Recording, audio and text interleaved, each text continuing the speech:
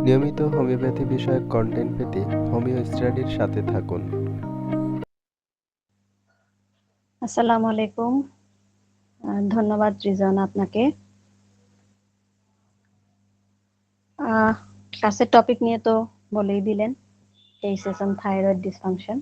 বিশেষত আজকে হাইপোথাইরয়েডিজম নিয়ে কথা বলবো। হাইপোথাইরয়েডিজম নিয়ে ক্লাস আমার এর আগেও করা হয়েছে ইয়েতে, হোমিও স্টাডিতে, কিন্তু আজকে কেস শেয়ার করব। কেস শেয়ার করার আগে মিনিমাল যেটা না করলেই না, যেটুকু আলোচনা না করলেই না, সেইটুকু আলোচনা করব। এই ছবিতে দেখতে পাচ্ছেন হাইপোথাইরয়েডিজম, সাথে আমরা নোটিস করে দিয়েছি, যে অংশটা হাইলাইট করে দিয়েছি, এটা হচ্ছে আমাদের পিটুইটারি গ্ল্যান্ড এবং হাইপোথ্যালামাসের অংশটুকু। আমাদের ব্রেইনের যে সামনের পার্টে থাকে আমাদের পিটুইটারি গ্ল্যান্ড এবং হাইপোথ্যালামাস। আমাকে ঠিক শুনতে পাচ্ছেন তো না? জি ম্যাম। জি শোনা যাচ্ছে। হাইপোথাইরয়েডিজম হচ্ছে একটা কমন এন্ডোক্রাইন ডিসঅর্ডার, যেটাতে থাইরয়েড হরমোনটা ইনসাফিসিয়েন্ট বা কম। তো কম কিভাবে হয়, তারপরে এটার যে একটা ক্রনিসিটি আছে, যে প্রাইমারি, সেকেন্ডারি, টার্সিয়ারি, এগুলা সব মানে থাইরয়েড গ্ল্যান্ডের অ্যাক্টিভিটিস এর উপরে অথবা হরমোন রিলিজের উপরে অনেকটা নির্ভর, মানে সবটাই নির্ভর, অনেকটা না। তো কিভাবে নির্ভর, কতটুকু কি হলে আমরা কিভাবে অ্যাপ্রোচ করব পেশেন্টের সাথে, কি কি টেস্টে পাঠাবো, কখন কোন ম্যানেজমেন্ট দিব, যেমন গতকালকে স্যার ক্লাস নিলেন ভিটামিন ডি এর উপরে। কখন আমরা অটোইমিউন ডিজিজে কিভাবে ভিটামিন ডি ইউজ করতে পারবো। এখানে হরমোন, যে হাইপোথাইরয়েডিজমও কিন্তু অটোইমিউন ডিজিজ হয় যখন এনটিটিপিও বেড়ে যায়। তো এটাও জানবো আমরা, এনটিটিপিওটা কি। তো হাইপোথাইরয়েডিজমের সেকেন্ডারি অংশ, হ্যাঁ আমি পরের স্লাইডে যাই। দেখেন, এটা একটু মনোযোগ দিয়ে দেখেন, তাহলে আমাদের পেশেন্ট কোন অবস্থায় আছেন সেটা আমরা তৎক্ষণাৎ বুঝতে পারবো রিপোর্ট দেখে, অথবা আমার সাথে কথা বলতে পারলেও, ঠিকঠাক ভাবে রিপোর্ট দেখতে পারলে। প্রথমত হাইপোথ্যালামাস থেকে টিআরএইচ, যেই হরমোনটা রিলিজ হয়, সেটা কোথায় যায়? থাইরয়েড গ্ল্যান্ডে যায়। তো সেখান থেকে আবার T3 T4 হয়ে পিটুইটারিতে, পিটুইটারি থেকে হাইপোথ্যালামাস একটা ফিডব্যাক দেয়, পজিটিভ ফিডব্যাক। কিন্তু যদি হাইপোথ্যালামাস পিটুইটারিকে টিআরএইচ দিল, পিটুইটারি টিআরএইচ নিয়ে টিএসএইচ উৎপাদন করলো, থাইরয়েড গ্ল্যান্ডকে দিল, কিন্তু থাইরয়েড গ্ল্যান্ড প্রপারলি কাজ করলো না, তাহলে কি হবে? T3 T4 কমে যাবে, কমে গিয়ে ফিডব্যাকটা হ্যাম্পার্ড হবে। এই সিচুয়েশনটা হলে তখন আসবে কি? Primary hypothyroidism. এই ক্ষেত্রে রিপোর্টে আসে যে টিএসএইচটা অনেক বেশি। কেন বেশি থাকে? পিটুইটারি ভাবতে থাকে যে আমাকে যেহেতু ঠিকভাবে দিচ্ছে না, ফিডব্যাক দিচ্ছে না, তাহলে হয়তো আমার সিক্রেশন কম হচ্ছে, বা আমার কাজ প্রপার হচ্ছে না। পিটুইটারি, এন্টেরিয়র পিটুইটারি খুব বেশি বেশি পরিমাণে টিএসএইচ রিলিজ করতে থাকে। তখন রিপোর্টে আমরা দেখি যে টিএসএইচ এর ভ্যালুটা অনেক বেশি থাকে। এই এরকম আর কি। আমি যখন প্রাইমারিলি যখন রিপোর্ট দেখতাম, তখন আমি নিজে কনফিউজ হয়ে যেতাম, এটা কি হাইপো নাকি হাইপার। তো যখন টিএসএইচ বেশি দেখি, এটা হচ্ছে হাইপো। কারণ পিটুইটারি গ্ল্যান্ড এখানে এত বেশি বেশি টিএসএইচ রিলিজ করতেছে, কিন্তু এদিকে গ্ল্যান্ড কাজ না করাতে, থাইরয়েড গ্ল্যান্ড কাজ করতে না পারাতে বা হ্যাম্পার্ড হওয়াতে T3 T4 উৎপাদন হচ্ছে না। সেই কারণেই এদিকে টিএসএইচটা বেশি হয়ে যাচ্ছে এই টেস্ট ভ্যালুর মধ্যে। তো এটা হচ্ছে প্রাইমারি হাইপোথাইরয়েডিজম। এইসব ক্ষেত্রে, প্রাইমারি হাইপোথাইরয়েডিজমের ক্ষেত্রে আমরা খুব কনফিডেন্টলি, আমরা হোমিওপ্যাথরা খুব কনফিডেন্টলি বলতে পারি যে আমরা এটাকে ব্যাক করায় নিয়ে আসতে পারি, এবং সেটা উইদিন 3 or 4 months, 4-5 মাসের মধ্যে আমরা একটা ভালো রেজাল্ট দিতে পারি, এবং থাইরয়েড গ্ল্যান্ডের অ্যাক্টিভিটিসটাকে প্রপারে নিয়ে আসতে পারি। এটা আমরা খুব কনফিডেন্টলি বলতে পারি। তো ওই সময়টাতে পেশেন্ট আসলো না আসলো সেকেন্ডারি লেভেলে, তখন কি হয়? হাইপোথ্যালামাস ঠিকঠাক টিআরএস দিচ্ছে, এখানে আবার পিটুইটারি ঠিক কাজ করতে পারছে না। পিটুইটারি যদি ঠিক কাজ না করে, তখন টিএসএইচ কম থাকবে, টিএসএইচ কম থাকলে থাইরয়েড গ্ল্যান্ড T3 T4 দিতে পারবে না পিটুইটারিকে, আর পিটুইটারিও হাইপোথ্যালামাসকে ফিডব্যাক দিতে পারবে না। এই ক্ষেত্রে আসবে হাইপোথাইরয়েডিজমের সেকেন্ডারি স্টেজ।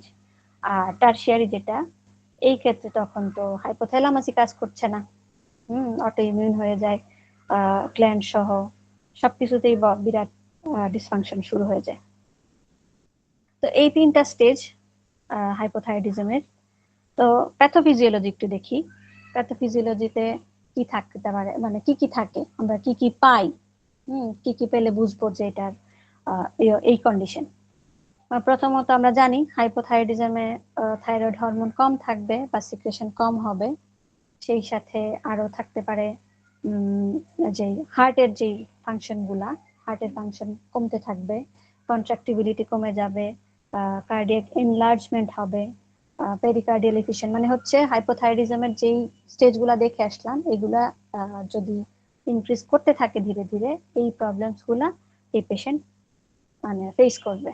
তার মধ্যে কার্ডিয়াক প্রবলেমস তো থাকবেই, ব্র্যাডিকার্ডিয়া থাকবে, পেরিকার্ডিয়াল এফিশিয়েন্ট, ডিক্রিজ পাল, যেটা আমি এখন ব্র্যাডিকার্ডিয়া বললাম, ডিক্রিজ কার্ডিয়াক আউটপুট। তো এইগুলা থাকবে। আরো কি থাকবে, জিআই ট্র্যাক্টেও প্রবলেম হবে, কারণ ঠিকভাবে যে মেটাবলিজম হচ্ছে না।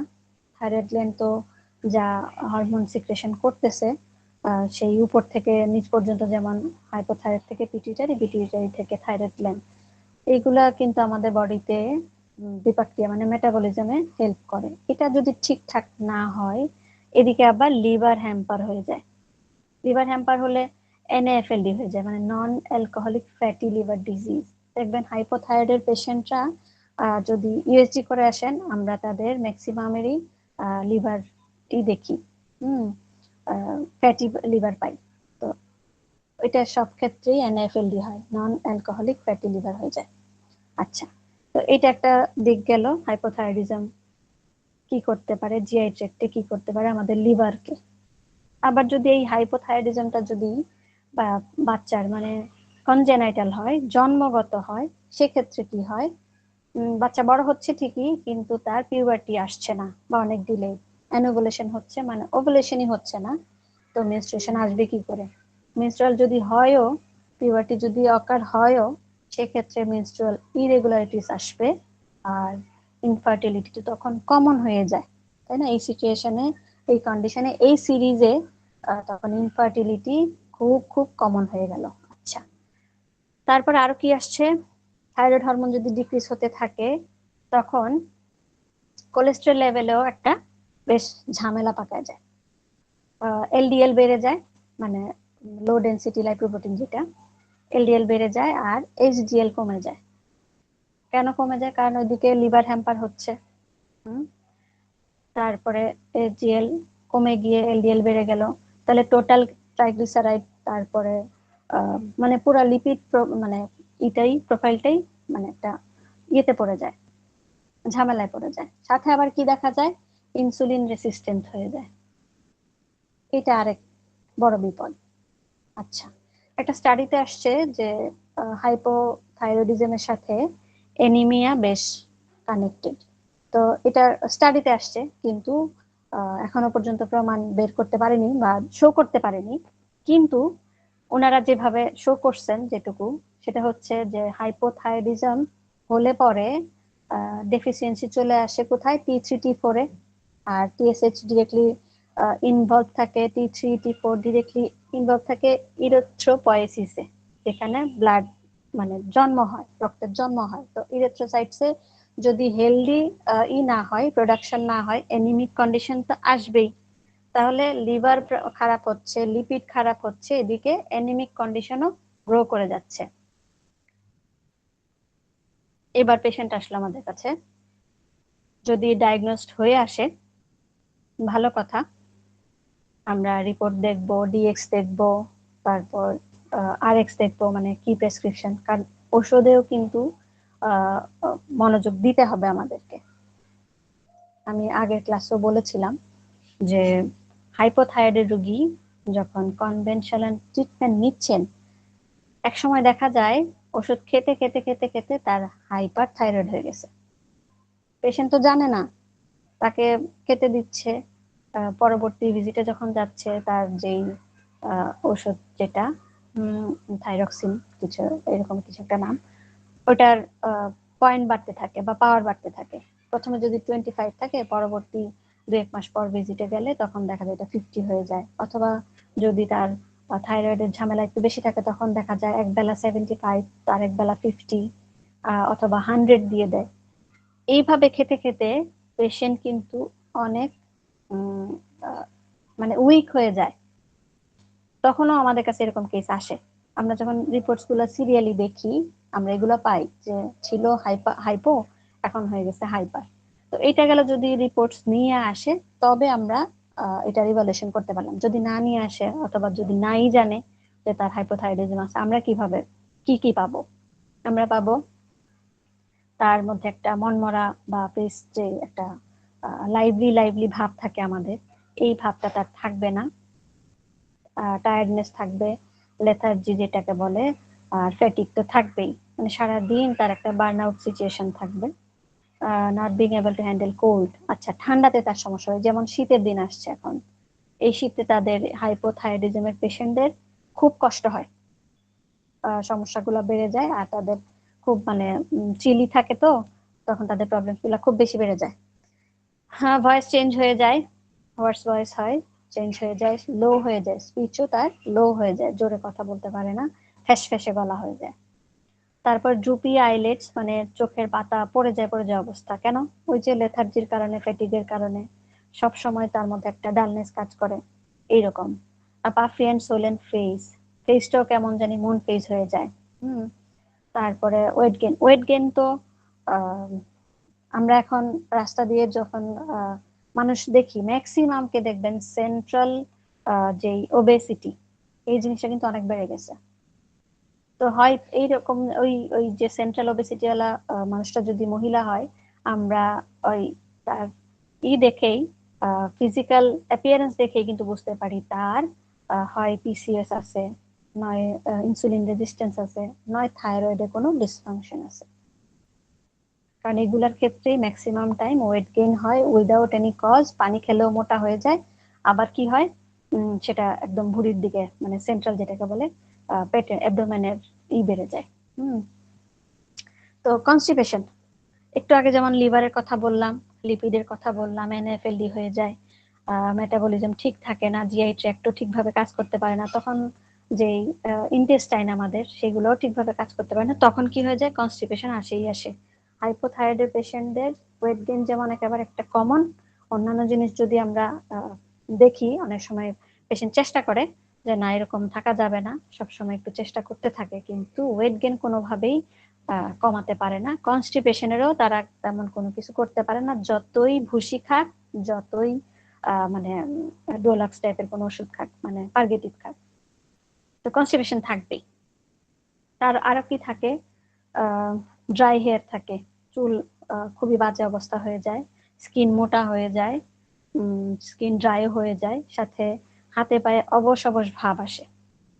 এটা কেন আসে?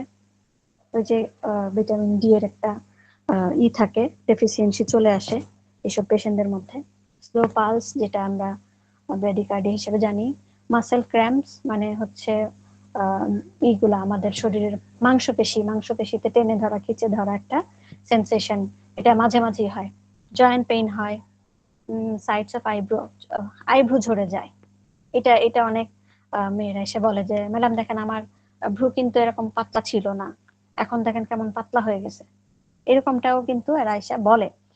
তো আরেকটা কনফিউশন সবসময় তাদের মধ্যে কাজ করে, কিরকম, সে এখন কি করবে, এটা করবে না ওটা করবে, কোন কাজটা আগে করবে কোনটা পরে করবে, কোনটা করা উচিত কোনটা অনুচিত, এই যে একটা মানে কনফিউশন তার মধ্যে সবসময় কাজ করতে থাকে। এইটাও কিন্তু হাইপোথাইরয়েডিজমের কারণেই তার মধ্যে এই কনফিউশনটা কাজ করতে থাকে। আচ্ছা, সেই সাথে ওমেনদের যে ডিসঅর্ডার গুলা, বিশেষত মেনস্ট্রুয়াল সাইকেলের যে ডিসঅর্ডার গুলা, এগুলা তো চলেই আসে। হয়তো মেনোরেজিয়া হয়ে লং লাস্টিং, যেটা প্রলংড মেন্সেস হয়ে যায়, আর নয়তো দেখা যায় ইরেগুলার, মাসে দুবারও হতে পারে, আবার মাসের 2 মেনস্ট্রুয়েশনের মধ্যে স্পটিং হতে পারে, এগুলা ঝামেলা লেগেই থাকে। আচ্ছা, প্রগনোসিস কি হতে পারে?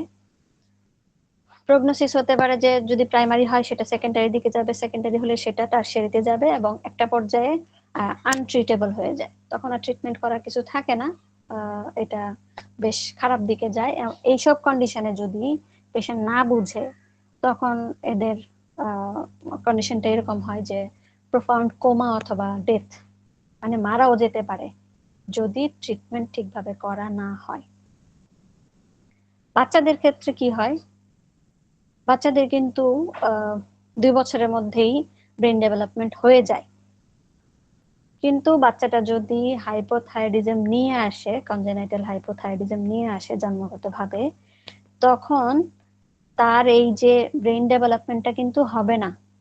সেক্ষেত্রে কি হবে, ডিলেড হবে, অথবা যেই তখন যদি সে প্রপার ট্রিটমেন্টটা না নেয় তখন কি হবে, ওই বাচ্চা ব্রেন আর কখনোই কিন্তু ফুললি গ্রোন আপ হবে না। সেই সাথে যে একটু একটু বয়স্ক বাচ্চা, ধরেন একটা বাচ্চার ব্রেন ঠিক মতো হয়ে গেল কোনোভাবে, ইই টেস্ট করলে যে দেখা গেল যে না ব্রেন ডেভেলপ করে গেছে, কিন্তু তার মধ্যে বোনের যেই গ্রোথ, বোন গ্রোথ কমে যাবে বা রিটার্ডেড হয়ে যাবে, ডিলেড হয়ে যাবে, দাঁত আসবে না। এসব ক্ষেত্রে কিন্তু আমরা বাচ্চাদের ক্যালকেরিয়ার যে সিরিজ, ভ্যারাইটার যে সিরিজ, এগুলা দিয়ে অনেক হেল্প করতে পারি। সাথে ভিটামিন ডি তো থাকবেই। আচ্ছা, ভিটামিন ডি না থাকলে ওইদিকে কিন্তু ক্যালসিয়াম কাজ করতে পারে না, এটাও আবার এদিকে প্যারাথাইরয়েড গ্ল্যান্ডের কাজ। তো মেনস্ট্রুয়েশনের পরে দেখা যায় মহিলাদের অস্টিওপোরোসিস হয়। কেন হয়? এগুলার কারণেই হয় যে ঠিক মতো টিএসএইচ আসছে না, ঠিক মতো T3 T4 গ্রো করছে না, সেই জন্যে ওইদিকে কি হয়, ইস্ট্রোজেন আসছে না। তো সবগুলাই কিন্তু ইন্টার কানেক্টেড। তো এইভাবে যদি আমরা বাচ্চাদের বেলায় দেখি, 2 বছরে ব্রেন ডেভেলপমেন্ট হচ্ছে, আমরা কিন্তু ট্রিটমেন্ট দিলাম না বা বাচ্চার গার্ডিয়ান বুঝলো না, তখন কিন্তু বাচ্চাটার একটা পার্মানেন্ট হ্যাম্পার হয়ে গেল ব্রেনের। সেই সাথে যদি বোন বোন গ্রোথও কমে যায়, আটকে যায়, তখনও তার মধ্যে একটা ডিফর্মিটি চলে আসে, অথবা যে ডুয়ারফিশনেস চলে আসে। আচ্ছা, তো ইনভেস্টিগেশন যদি রিপোর্টস নিয়ে আসে সেগুলো তো আমরা দেখলেই বুঝবো, আর যদি রিপোর্টস না নিয়ে আসে সেক্ষেত্রে আমরা কি করব, ইনভেস্টিগেশন গুলো দিব। কি কি দিব? TSH, FT4, FT3, NT-TPO, vitamin D, lipid profile, CBC আর এলএফটি। টিএসএইচ, FT4, FT3 কেন দিব? টিএসএইচ তো দিবই, যেটা পিটুইটারি রিলিজ করছে। FT4 মানে ফ্রি T4 যতটুকু আছে, ফ্রি T3 কতটুকু আছে, এগুলো আমরা তাদের আবার হয় কি, ধরেন অনেক সময় পেশেন্ট ওষুধ খাচ্ছে, মানে কনভেনশনাল যেই প্রেসক্রিপশন হয়েছে উনি সেই ওষুধটা খাচ্ছেন, তখন কিন্তু আবার ওষুধ খাওয়া অবস্থায় FT4 দিব না, FT3 দিব না, তখন আমরা T3 T4 দিব। কারণ ওষুধগুলা দেওয়াই হয় এই ফ্রি T4 T3 গুলা কাজ করছে কিনা প্রপারলি সেটা আগায় দেওয়ার জন্য। তো আমরা যদি ওষুধ খাওয়া অবস্থায় টেস্ট করি তাহলে অবশ্যই আমরা T3 T4 দিব, FT দিব না। আচ্ছা, NT-TPO তো বললাম একটু আগে, যে যেই এনজাইম আমাদের থাইরয়েড গ্ল্যান্ডে আছে, ওটা তো অটোইমিউন যদি ডিসফাংশনে পড়ে যায় তখন এই টিপিও গিয়ে তার থাইরয়েড হরমোন মানে সিক্রেশনে কোথায় হেল্প করবে, T3 T4 হেল্প করবে না, করে উল্টা থাইরয়েড গ্ল্যান্ডকে অ্যাটাক করে বসে। তখন এই NT-TPO টেস্ট করলে আমরা পেয়ে যাই যে তার মধ্যে সেকেন্ডারি টারশিয়ারি ইয়ে আছে কিনা, হাইপোথাইরয়েডিজম আছে কিনা। ভিটামিন ডি টেস্টটা তো অবশ্যই দিব। তারপরে লিপিড প্রোফাইল, কারণ লিভারের ডিসফাংশন, লিপিড প্রোফাইলের ডিসফাংশন আমরা একটু আগে আলোচনা করলাম। সিবিসি দেখবো এই জন্য যে তার মধ্যে অ্যানিমিক কন্ডিশন আছে কিনা। লিভার ফাংশন টেস্টও দিব, দিলে আমরা দেখতে পারবো যে লিভারে কতটুকু কাজ করতে পারতেছে। আচ্ছা, এবারে কেসে চলে যাই। আজকে তো মূলত কেস নিয়ে কথা বলার কথা। তো কেসে আমি বেশ কয়েকটা কেস রাখলাম, তার মধ্যে একটা কেস সম্ভবত শেষের দিকেই।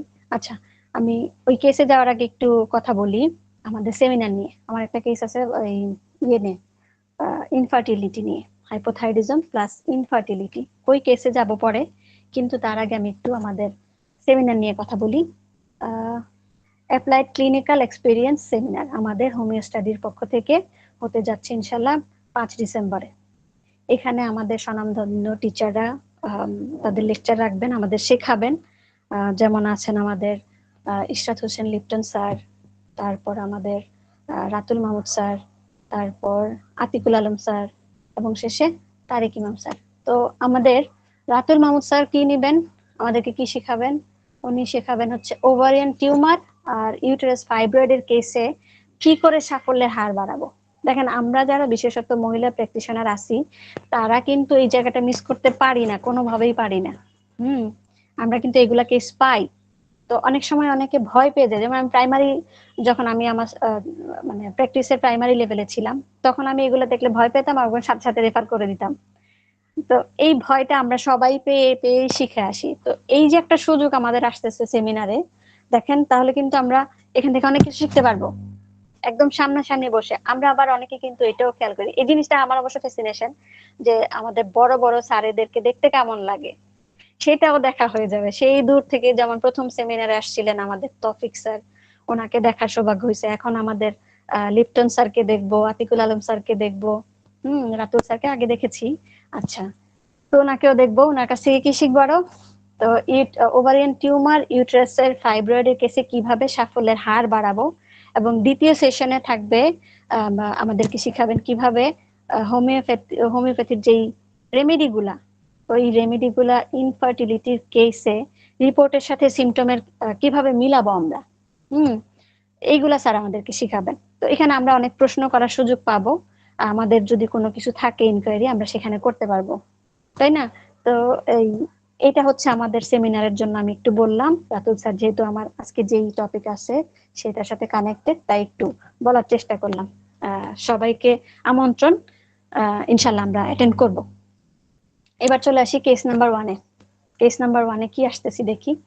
পেশেন্টের নাম হচ্ছে কবিতা, বয়স 42, ফিমেল, অকুপেশন হচ্ছে স্কুল টিচার। ওনার হিস্ট্রি কি ছিল? হাইপোথাইরয়েডিজম ছিল 2 বছর যাবত, 2 বছর প্লাস যাবত। আর এটা ওনার হয়েছে after Covid infection, symptoms increased, মানে ওনার যখন কোভিড ইনফেকশন হলো তারপর থেকে ওনার যে প্রবলেমস গুলা হাইপোথাইরয়েডিজমের ওগুলা বেশ বেড়ে গেল। এই প্রবলেমস গুলা উনি নিয়ে আসছেন। তো ম্যাক্সিমাম ক্ষেত্রে আমরা যা পাই, যে যে সিমটম গুলো আমি একটু আগে বললাম, ডিটেলস বললাম, সেগুলা তো ম্যাক্সিমামই পাই, সবগুলা পাই না। যদি 20টা সিমটম থাকে সেখানে আমরা হয়তো কারোর মধ্যে 10টা, কারোর মধ্যে 12টা, আবার কারোর মধ্যে 20টা কি 20টাই পাই। তো ওনার ছিল কি, এক্সট্রিম ফেটিক ছিল, ওয়েট গেইন ছিল, হেয়ার ফল। ওনার 42 বছর বয়স। তো এই বয়সে এসে যখন ওয়েট গেইন করেন তখন ওনাকে দেখতে কেমন লাগবে, এবং এই গেইনিং তো কোনোভাবে লস করাও যায় না। তারপরে কোল্ড ইনটলারেন্স আর মেনোরেজিয়া। এখন ওনার সাথে যখন আমি বসলাম, তো এই উনি তো চিফ কমপ্লেন্স দিলেন। আমাদের তো শুধু চিফ কমপ্লেন্সে কখনো পেশেন্ট দেখা হয় না, সম্ভব না। তো এটা একটা প্লাস আমাদের জন্য, যে আমরা জানি আমাদের পেশেন্টরা নিজে নিজে কাউন্সেলিং হয়ে আসেন, যে এখানে গেলে আমরা সব বলবো, ডিটেলসে বলবো, সময় নিয়ে যাব, এবং ওষুধ ধীরে ধীরে কাজ করবে যদি সেটা ক্রনিক হয়। এটা হচ্ছে ওনাদের পার্সপেক্টিভ। কিন্তু ওনারা ওনাদের মেন্টাল কন্ডিশন কিন্তু নিজের থেকে বলতে পারেন না। তো আমাদের কি করতে হয়, অনেক জিজ্ঞাসাবাদ করতে হয়, তারপরে জানা যায় যে ওনার মধ্যে কি কি ছিল, কি কি হয়েছে, কি কি হতে পারে, ওনার মধ্যে ভয় কিসের, টেনশন কিসের, এগুলা। তো এই পেশেন্টের, এই কবিতা, ম্যাডাম কবিতার টেনশন ছিল হচ্ছে, উনি ক্লাস যখন করাতেন, তো ওই ক্লাসে উনি অনেক সময় এক্সাক্ট ওয়ার্ডটা মনে করতে পারতেন না, তো এক্সাক্ট সেন্টেন্সটা মানে বলতে পারতেন না, উনি আটকে যেতেন। আবার ওনার মধ্যে একটা ভয় কাজ করতো, যে উনি তো ইংলিশ মিডিয়ামে পড়ান, জি, তো ওখানে ক্লাসের মধ্যে কিন্তু প্রত্যেকটা ক্লাসে সিসিটিভি ক্যামেরা আছে। তো ওই সিসিটিভি ক্যামেরা থাকার কারণে ওনার মধ্যে একটা সবসময় দুশ্চিন্তা কাজ করে, যে প্রিন্সিপাল তো দেখতে পাচ্ছেন আমাকে, আমি যে প্রপারলি ক্লাসটা নিতে পারছি না, বা আমি যে ভুল করতেছি এগুলা হয়তো উনি শুনছেন। তো ওনার চিন্তা হচ্ছে কি, এগুলা শুনে যদি ওনাকে যদি জব থেকে বাদ দেওয়া হয়, তো ওনার জব ছুটে যাওয়ার একটা টেনশন ওনার মধ্যে কাজ করতো, মানে একটা ইনসিকিউরিটি ফিল করতো। আবার উনি যখন আমার চেম্বারে আসছেন, বসে যখন বলতে বলতে কান্না করছেন, আমি যখন তাকে আহ একটু সান্ত্বনা দেওয়ার চেষ্টা করলাম, উনি আবার সান্ত্বনাটা নিচ্ছেন, খুব ভালোভাবেই নিচ্ছেন। তা আমি আবার সেই সাথে জিজ্ঞেস করলাম যদি এটা আমি না হয় অন্য কেউ আপনাকে এভাবে বুঝে আপনি মানবেন বুঝবেন? বলে যে আমার ভালো লাগে, আমাকে কেউ যদি এরকম কনসোলেশন দেয় আমার খুব ভালো লাগে। এই হচ্ছে ওনার কন্ডিশন। আমি বেশ ভালো ডিটেলসে বললাম। উম, যদিও এটা এত শর্টে তুলে ধরাটা হচ্ছে শর্টে, কিন্তু কেস বেশ বড় থাকে আমাদের। আহ, এখানে তো 2 পাতা দিয়ে শেষ করে ফেলছি, ব্যাপারটা এরকম না, কিন্তু আমি জিস্ট বলছি।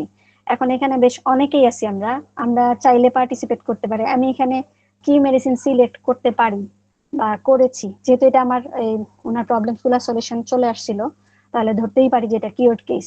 তো আমি যেটা দিয়েছি সেটা তো দিয়েছি। আপনারা চাইলে একটু করতে পারেন, পার্টিসিপেট করতে পারেন যে এখানে কি মেডিসিন দিতে পারি বা কি দিয়েছিলাম। কেউ যদি চান ইতে ইনবক্সে দিতে পারেন। আমাকে শুনতে পাচ্ছেন তো না? জি ম্যাম। আচ্ছা, থ্যাংক ইউ।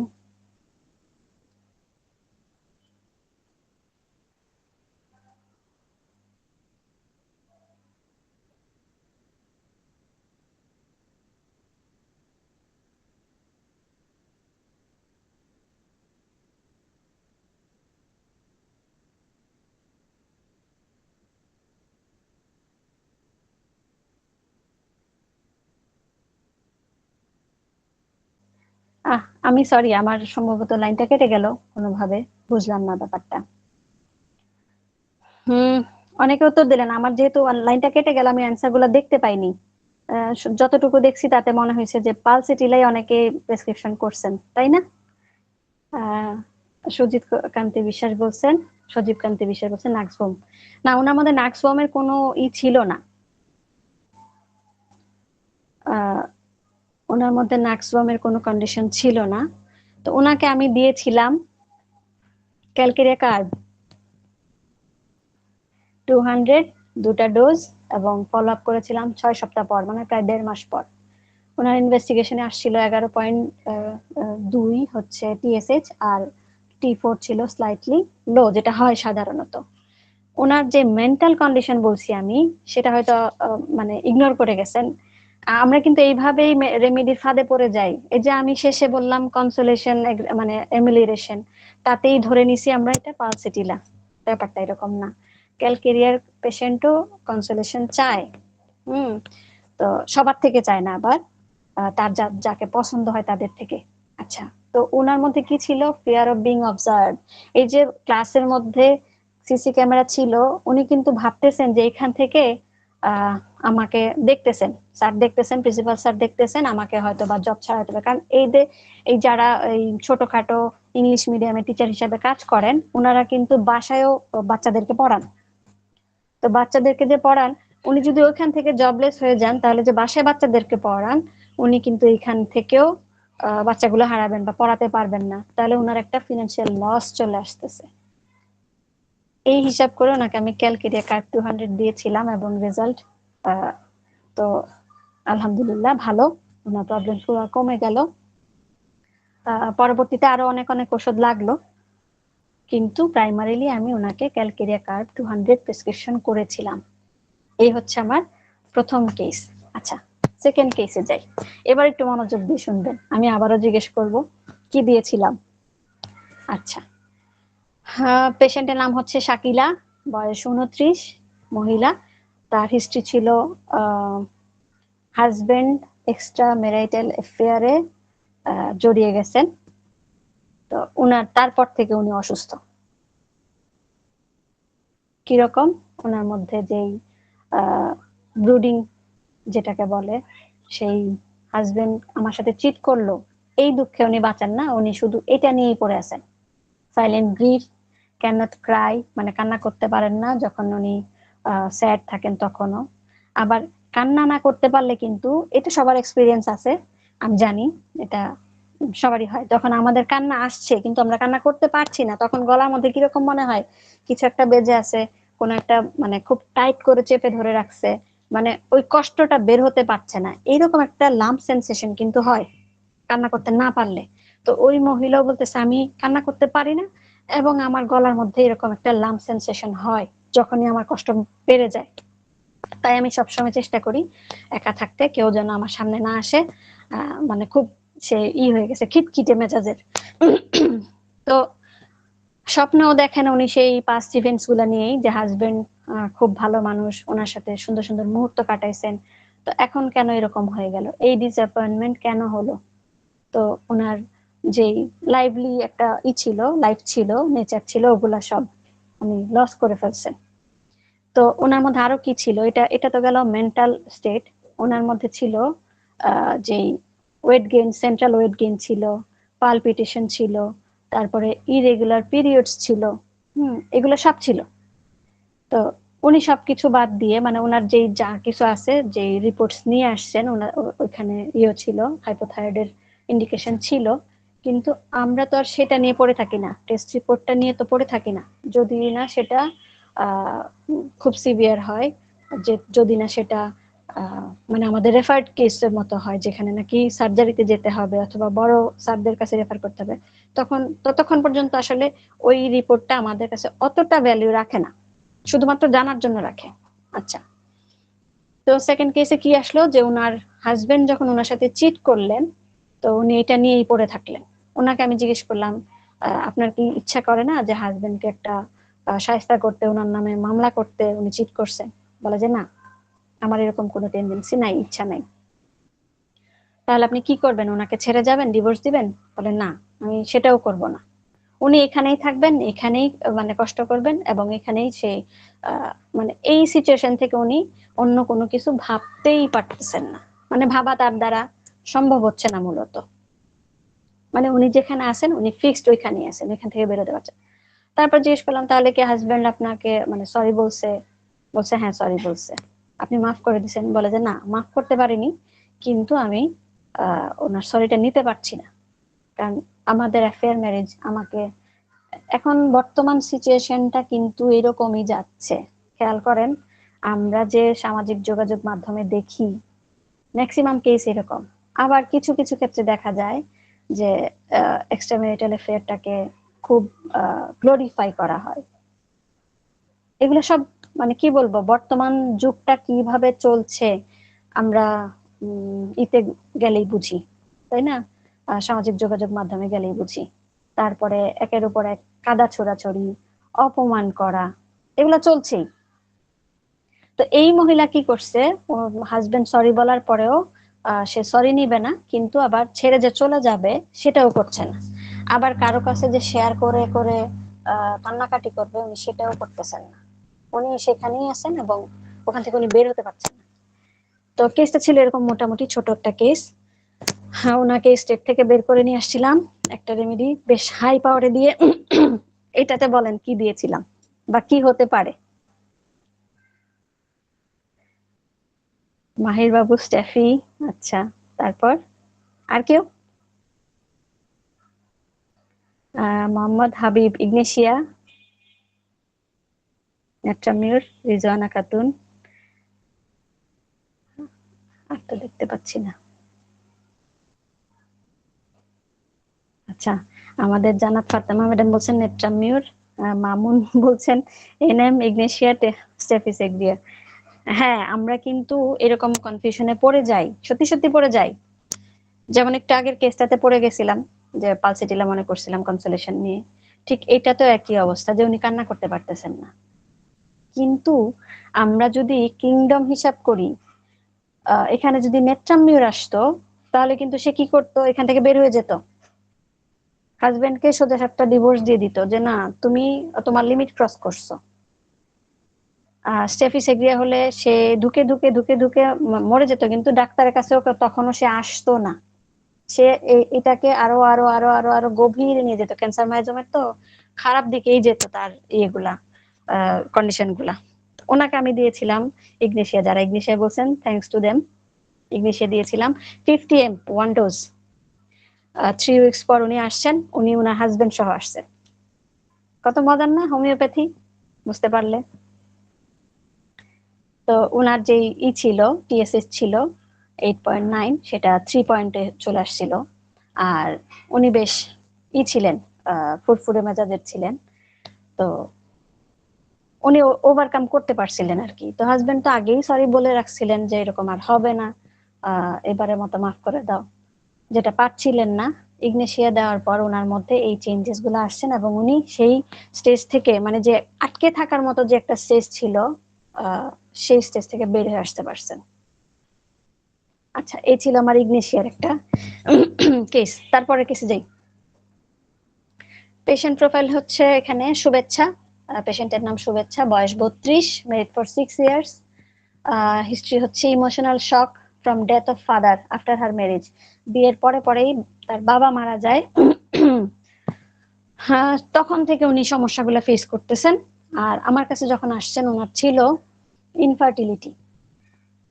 ইনফার্টিলিটি মানে প্রাইমারি ইনফার্টিলিটি, ওনার বাচ্চা কাচ্চা কখনোই কনসিভ করেনি, সাথে হাইপোথাইরয়েডিজম, সাথে আরো লো লিবিডো, পিসিওএস এর প্রবলেম ছিল। তারপর আরো কি ছিল, হ্যাঁ মেন্সেস স্ক্যান্টি ছিল, ডিলেট ছিল। উনি যখন আসলেন এগুলা নিয়ে, তো মেন্টাল শক যেহেতু বলতেছে প্রথমে যে আমার বাবা মারা যায়, তো ওনাকে জিজ্ঞেস করলাম হিস্ট্রিটা কি। হিস্ট্রিটা হচ্ছে ওনার আমরা তো প্রথমেই ওই যে কেউ মারা গেছে সেটা শুনলে ইগনেশিয়া নেট্রামিউরের দিকে তাকাই। তো এখানে আবার কিন্তু বড় কাহিনী আছে, দেখেন কি রকম। উনি বলতেছেন যে যখন অ্যারেঞ্জ ম্যারেজ, তো তো যখন বিয়ে হবে তখন বরপক্ষ কি কি যেন দাবি করছে, তো বাবা বলছে দিবে, কিন্তু সব দিতে পারেনি। বিয়ের পরে পরে তার বাবা মারা গেলেন। এখন এই মহিলা ওই যে শ্বশুর বাড়িতে আছেন, এখন ওখানে কিন্তু উনি মানে ক্ষণে ক্ষণে বেলায় বেলায় আহ, খোঁটা শুনতে হচ্ছে যে অমুকের বাবা বলছিল দিবে, দিল তো না, উল্টা মানে মারা গেল এরকম। তো ওনাকে জিজ্ঞেস করলাম যে 6 বছর হয়ে গেছে এখনো বাচ্চা হয় নাই, আপনি কি করেন? বলে যে আমি অনলাইনে কিছু করার চেষ্টা করতেছি, আমার তো বাইরে বের হওয়া সম্ভব না, আমি অনলাইনে কিছু করার চেষ্টা করতেছি, মানে কিছু সেল করা আর কি। তো এটা করলে কি হবে? উনি বললেন যে এটা করলে আমার আহ, যে ইন্ডিপেন্ডেন্স সেটা আসবে, আমি যে তাদের উপর ডিপেন্ডেন্ট, আমি যে এখান থেকে বের হয়ে বাপের বাড়ি চলে যাব সেটাও সম্ভব না, বাবা মারা গেছেন, আমি কার কার ঘাড়ে যেয়ে পড়বো? তো উনি কি করতেছেন, ওনার যেই সম্বল বা আখের গুছানো সেই চেষ্টা করতেছেন। আর এদিকে হাজবেন্ডকে ডিভোর্স দিতে চাচ্ছেন। ডিভোর্স কিন্তু নিতে চাচ্ছেন না। খেয়াল করবেন ব্যাপারগুলো এরকম যে আপনার হাজবেন্ড যদি ডিভোর্স দেয়, তো ও তো ডিভোর্স দিবে না, কিন্তু আমি ডিভোর্স দিব। দেখেন কত কনফিডেন্ট কথার মধ্যে, আমি ডিভোর্স দিব। কেন দিবেন, কিভাবে দিবেন? যে আমি একটু স্টেবল হই, হলে পরে আমি আমার হাজবেন্ডকে ডিভোর্স দিয়ে আমি এখান থেকে চলে যাব। এই ছিল পেশেন্টের একটা ইমোশনাল যেই শকের পরবর্তী অবস্থা। তার যে বাবা মারা গেছে এটা নিয়ে যে সে পড়ে আছে তা কিন্তু না, কিন্তু সে যে পদে পদে এখানে অপমানিত হচ্ছে, এই অপমান থেকে সে কিভাবে বের হবে সেই পায়তারা সে করতেছে। তো এদিকে সে আবার এটা বলে যে যেহেতু আমার বাচ্চা কাচ্চা হয়নি, আমার কোনো পিছু টান নাই, আমি চাইলেই যে কোনো জায়গায় জব করতে পারবো, আহ অথবা যে কোনো কাজ নিয়ে নেমে গেলে আমি পারবো। তো ওনার এই ইনফার্টিলিটি ডেভেলপ করছে মূলত ওনার যেই হরমোনাল যে ইমব্যালেন্স, ইমোশনাল যে ইমব্যালেন্স, তারপরে যে ডিপেন্ডেন্সি, এগুলোর জন্য। তো এত সব ঝামেলার পরে তার লিবিডো কিভাবে ঠিক থাকতে পারে? একটা মহিলার মেন্সেস কিভাবে ঠিক থাকতে পারে? তার মধ্যে পিসিওএস আসবে না তো কি, তার মধ্যে থাইরয়েড গ্রো করবে না তো কি, তার মধ্যে ছিল আরো লো প্রজেস্টেরন। আর প্রজেস্টেরন লো থাকলে তো কখনোই বাচ্চা কনসিভ করবেই না, তাই না? কখনোই করবে না। আচ্ছা, হ্যাঁ এই কেসেও বলে ফেলেন কি দিয়েছিলাম। পরের পেজে যাই আমি।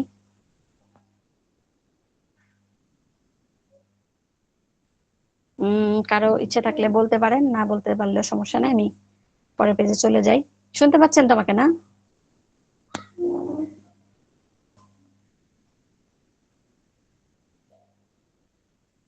ক্লিয়ার হুম, শোনা যাচ্ছে ম্যাম, আপনি আগের কন্টিনিউ বার তো করতে মিলে গেল। থাকেন। হ্যাঁ, দ্বিতীয় দ্বিতীয় কেসে তো অনেকেই সঠিক উত্তর দিতে পারলেন। এই কেসে বলেন দেখি। স্যার, আতিকুল আলম স্যার আপনি? আমার আরেকটা কেস বাকি আছে, আমি কিভাবে বলবো আল্লাহ জানেন। আচ্ছা, স্যার বলছেন সিপিয়া আমি এখানে সিবিএ দেইনি, আমি এখানে দিয়েছিলাম নেট্রামিউর।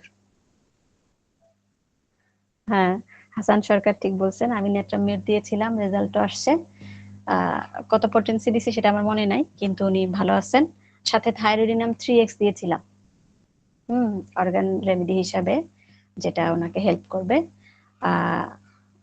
2 মাসের জন্য দিয়ে দিছিলাম। পরবর্তী ফলো আপ ছিল 4 সপ্তাহ পর।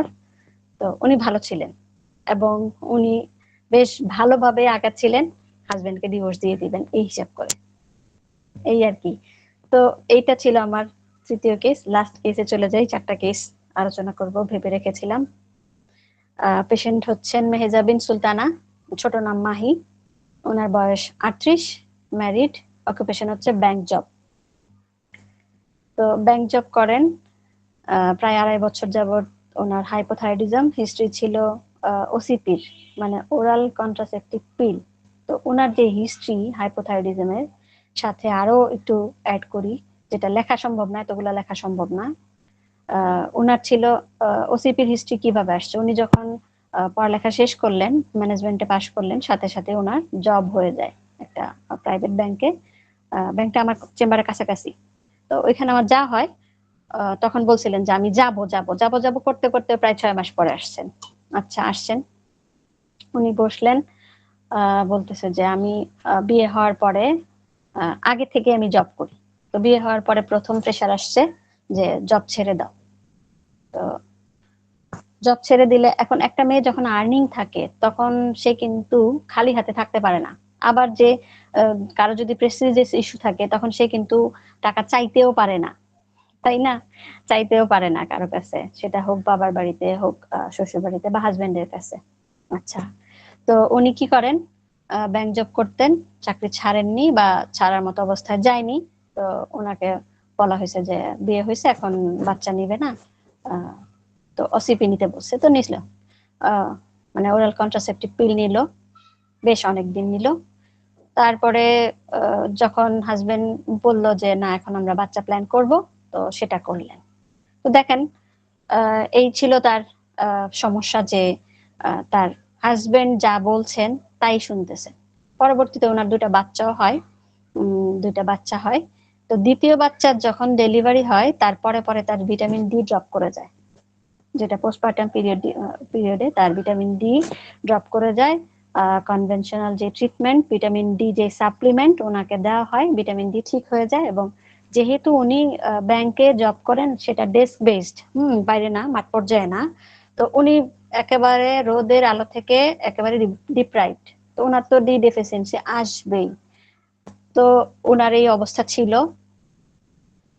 তো 2 বাচ্চার বেলায় 2বারই শ্বশুর বাড়ি থেকে বলছে যে চাকরি ছেড়ে দাও, কিন্তু উনি ছাড়েননি।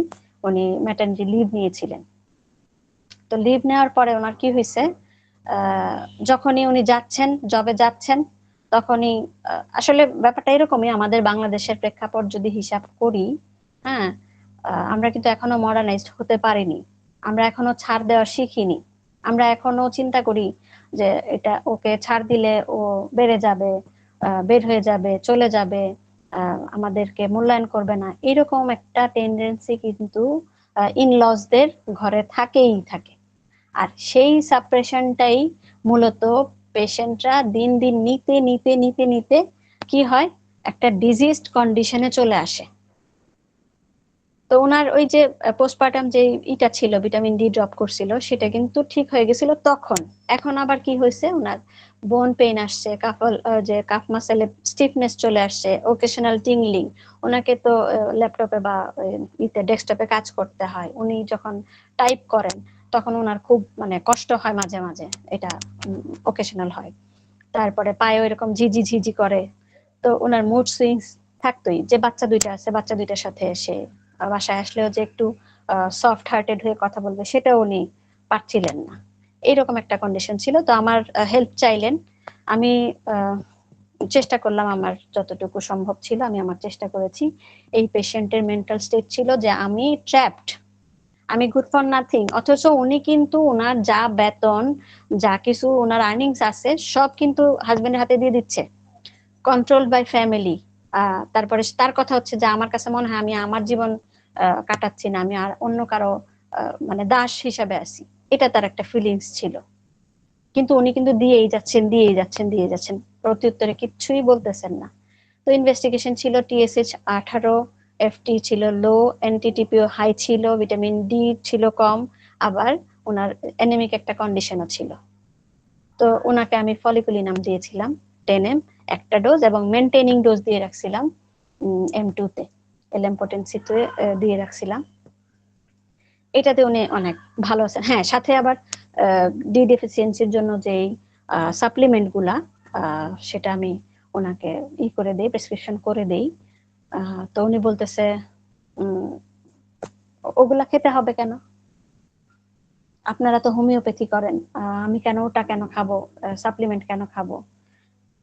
দেখেন, এই জিনিসটাও পেশেন্টকে বুঝাইতে হয় যে ওটা তো কারো মানে বাপ দাদার সম্পদ না, এই সাপ্লিমেন্টটা তো কোনো প্যাথির বা কোনো একটা অংশের না, আয়ত্তাধীন না, এটা আমরা চাইলেই প্রেসক্রিপশন করতে পারি। পেশেন্টের উপরে নির্ভর করে আমরা এই সাপ্লিমেন্টস গুলো অবশ্যই অবশ্যই অবশ্যই দিতে পারি, পেশেন্টকে দিতে পারি। তো ওনাকেও দিয়েছিলাম, পরে ওনাকে ফলো আপ করা হয়েছিল কতদিন, প্রায় সম্ভবত 2 মাস পরে। ব্যাংক জব করেন তো, বাচ্চা দুইটা ছোট, উনি আসতে পারছিলেন না। পরে ওনাকে আমি অনলাইনে দেখলাম, বেশ ভালো, ডুইং ওয়েল এরকম অবস্থা ছিল। বর্তমান অবস্থার কথা হয়নি, রিসেন্ট কথা হয়নি, উনি ভালো ছিলেন, বেশ ফ্রেশ ছিলেন উনি। আর যেটা লো সেলফ যে ছিল একটা, মানে নোরদি, হ্যাঁ, লো সেলফ যেটা ছিল ওনার, এই জিনিসটা কমে গেছে, মানে নাই হয়ে গেছে একেবারে, উনি এখন বেশ কনফিডেন্ট। এভাবেই তো আমরা বুঝতে পারি যে আমাদের ওষুধ কতটুকু মানে হেল্প করতে পারে পেশেন্টকে, তাই না? তো এটা ছিল আমার 4th কেস। আর সেই সাথে তো আমি আমার আর্জি রাখলাম, আমাদের হোমিও স্টাডির যেই হবে, সেমিনার হবে ইনশাল্লাহ, সেখানে সবার সাথে দেখা হবে। যারা আগের সেমিনারে ছিলেন তাদের সাথেও ইনশাল্লাহ রিইউনিয়ন হবে, নতুন ভাবে আবার অনেকেই আসবেন, কারণ আমাদের স্টাডি এখন অনেক বড় একটা পরিবার। আজকে এইটুকুই বললাম, দোয়া রাখবেন। আল্লাহ হাফেজ।